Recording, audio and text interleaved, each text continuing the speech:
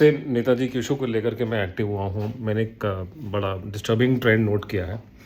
और ये disturbing trend है कि जिस स्थान पे नेताजी का जन्म हुआ, ये जहाँ वो बड़े हुए, वहाँ पे उनको लेकर के बिल्कुल जो मतलब इमोशंस होने चाहिए थे, जो मेरे को कम से कम ऐसा लगा था जब मैं बचपन में छोटा था, तो एक दिमाग में इम्प्रेशन क्रिएट कर दिया कि साहब सारे बंगाली नेताजी के भक्त होते हैं। और बाद में मालूम चला जैसे जैसे ग्रोथ हुई कि नेताजी बंगाल में नहीं, उड़ीसा में पैदा हुए थे, कटक के अंदर। तो एक एक कंप्रेशन एक क्रिएट होता है कि साहब अगर आप जिस स्टेट के रहने वाले हैं या जिस इलाके के हैं, अगर वहाँ से कोई बहुत बड़ा आपका नेशनल आइकन बन जाए, तो वहाँ के लोगों में एक बहुत ज़बरदस्त प्राइड होती है उसको लेकर के, और उसके लिए वो कुछ भी करने को राज़ी हो जाते हैं। तो अनफॉर्चुनेटली ये आज 20 साल बाद, 20 साल से ऊपर मुझे हो गए ये नेताजी के जो डेथ प्रकरण को और उसके साथ में और जुड़ी हुई बातों को लेके उछालते हुए। अनफॉर्चुनेटली मैंने यही नोट किया कि 90% बंगालियों को सुभाष बोस में कोई इंटरेस्ट नहीं है।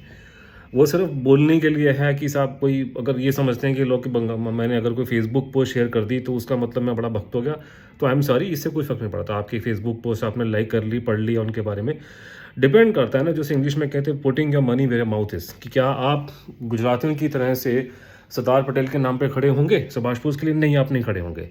तो है कि 90% को कोई धेले का इंटरेस्ट उनमें नहीं है, या अगर इंटरेस्ट है भी तो काउंट नहीं करता। सिर्फ 10% है, लेकिन हाँ, वो सिर्फ 10% को बोलना बहुत जरूरी कि मेरे ज़्यादातर दोस्त उस 10% कैटेगरी में आते हैं।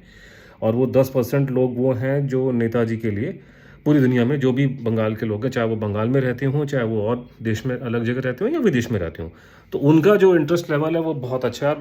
मेरे जैसा कि मैंने कहा कि मेरे ज़्यादातर दोस्त उस कैटेगरी में आते हैं, और उनकी वजह से ही मैं अगर वो मेरे साथ में नहीं खड़े होते तो हम लोग 20-22 साल में बिल्कुल यहाँ पहुँचना मुश्किल नहीं था। तो ऑब्वियसली ये जो भी काम मिशन नेताजी ने हम लोगों ने मिलकर किया, उसके यहाँ पहुँचने का, मेन स्ट्रीम चेंज होने का, ऑब्वियसली ये पूरा नेताजी का पूरा मुद्दा जो है पूरा का पूरा बंगाल से जुड़ा हुआ है, तो इसमें तो कोई हटाने का मतलब ही नहीं है।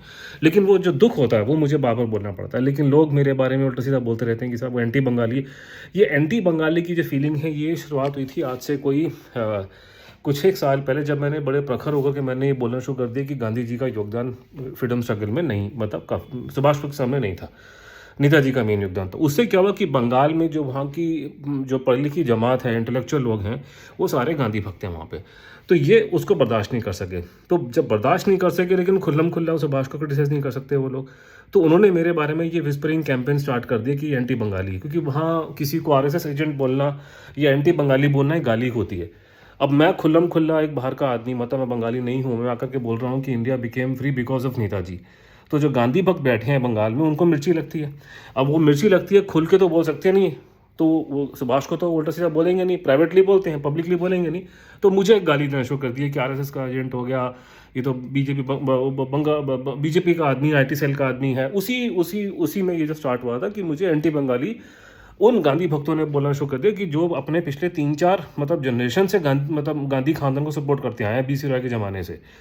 दूसरा एक और इसमें ऑब्जर्वेशन जो मेरा इससे भी क्या गुजरा है, वो है कि उड़ीसा से मैं बिल्कुल, मतलब मुझे कोई धेले का मुझे वहाँ से सपोर्ट नहीं मिला है।